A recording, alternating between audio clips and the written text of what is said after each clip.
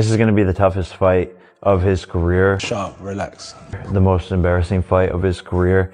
Chair across your face. Yeah, I think he's about to cry. The boxing world is absolutely exploding right now, and Anthony Joshua is right at the center of the storm as legends, analysts, and former champions are calling him out for accepting what many are describing as the easiest, most unnecessary fight of his entire career. The moment the Jake Paul versus Anthony Joshua matchup became official, the community split in half, with some calling Joshua a disgrace to the sport and others defending him with everything they've got. Who did Terrence Crawford fight his 11th fight? I don't know. Who did Arthur Beterbiev fight? Jake Paul has found a way to make himself the cash cow early in his career to where we shouldn't care. Jake Paul has become the fighter right now that everybody wants to fight because right now he is the cash cow. He made $40 million just off of Netflix. He has found a way to do something with his following, get under people's skin to make people care about these fights. What advice would you give to somebody like AJ? That he has a lot of talent and not to get discouraged. He only loses when he quits. When you quit, all the doors of opportunities close. You know what I mean? You have to be game, and then don't get discouraged if you lose. Listen, you just lost. You may have got $30 million. You should give Usyk a kiss and say, "Can we do this again?" Don't let this internalize you. Oh, I can't fight now. This white boy kicked my ass. People are laughing at me. No, he kicked my ass for $50 million or $30 million. I hope he kicks my ass again, but this time it might not work out that way. I'm gonna kick his ass. I just think the more time you lay off, the worse you get. You have to fight to be the best. You have to do it more and more and more. What do you say to the people who say Anthony is ruining his legacy just by taking this fight? Fans don't respect what he's done in the sport already. He's an Olympic gold medalist, two-time unified heavyweight champion of the world. I sort of sympathize with him because I feel like if he doesn't beat him quicker than he beat Francis, people are just going to write it off. I'll ask you bluntly, have there been any discussions about there's an agreement, there's a secret contract? Have any of those discussions happened regarding this fight? It's an 8-round professional fight. AJ wouldn't have taken it if that was the stance it had to be, if it was an exhibition, if it was you've got to hold him up for 8 rounds. It wouldn't suit Anthony Joshua. Anthony Joshua is going in there to knock out Jake Paul. But if I can beat Jake Paul, then excuse my French, what the fuck is Anthony Joshua going to do to Jake Paul? I think my dad said that AJ could beat him with his prick, and I completely will back that up. Even if AJ had a broken arm in there, it still wouldn't go past a minute. To be quite honest with you, and as a safety aspect, there's no way that fight can go ahead. At the end of the day, my God, how good does it make me look? He gets beat by Jake Paul. Well, that automatically makes me 2-time heavyweight champion of the world, doesn't it? There's no proper way. I've got to laugh about it. How are we even talking about this? He got his nut boxed off by me a little over 2 years ago, and now all of a sudden he's talking about fighting Anthony Joshua. It's like, come on. The loudest voices in the room are boxing purist critics, and even icons like Floyd Mayweather, who believe Joshua should never have agreed to this matchup.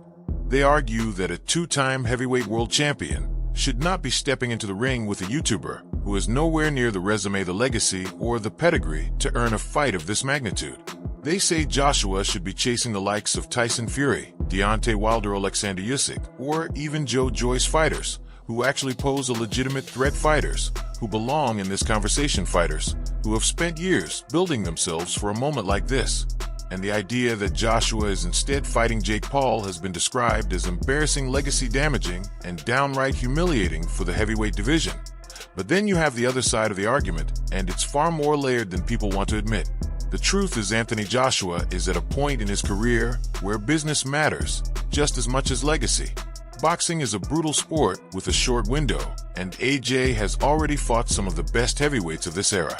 People forget he fought Andy Ruiz twice. Bit of glaze in that question, and you know, that seems like a very friendly question to Jake, but you know what? It's a fair question. I'm not mad at the guy for phrasing his question that way. And again, yes, that's because Jake has a massive name and a massive spotlight. Without that, Jake is not fighting Anthony Joshua in his 14th fight. But on the other side of that, the risk involved with fighting Anthony Joshua here and some of the fights that Jake had in his first 10 or 11 fights, most pros were either having or having worse opponents for. So when people discredit Jake's career by being like, he didn't fight this guy, he didn't fight that guy, he didn't fight a number of this contender, number that, look at your favorite fighter in their first 14 fights and you pick out the opponents that they had and the level of them. Sure, you'll have your outliers, your Vasily Lomachenkos and other guys that fought tough competition right away, but most, I mean most meaning 95% of the sport of boxing had tomato cans until he had 15 to 20 wins. Give Jake his credit. He's fought guys that even were better on his resume than some of your favorite fighters, and now he's fighting Joshua this early. That deserves the credit that I know and the acknowledgement that I know Jake is. It's a lose-lose for Anthony Joshua. However, given all of that, both men are going to make $92 million each. So forget my opinion. Who gives a damn when you can bank $92 million for having a little move around in a boxing ring? Fair play. You can't on that. However, let's talk about it. The reason I say that it's a lose-lose we'll start with Jake Paul first. The reason I say it's a win-win for Jake Paul is because, listen, if he wins, then he's beating a former heavyweight boxing world champion, certainly one of the best heavyweights of his generation, and of course, a man that is way bigger than Jake Paul. Of course, it's a win. And if he loses, it's still a win for Jake Paul because he had the balls. He was man enough. He was willing to test himself. He would prove everyone wrong, all his critics, like me. By the way, I'm not like out there on an island by myself. Everyone says the same thing. Alexander Usyk twice Vladimir Klitschko when he was still dangerous, and he's put his body through wars that would have ended the careers of half the division. So when a once-in-a-lifetime payday appears, when a crossover mega fight lands on the table, and when Netflix wants to turn a boxing match into the biggest global event since Mayweather versus McGregor, how can anyone realistically blame Anthony Joshua for signing that contract? And supporters of Joshua are firing back hard at the critics, saying that the people calling this embarrassing are the same people who would take the fight in a heartbeat if they were offered that kind of money. He beat Wallin, and he beat him convincingly. Yes. And that's all he can do.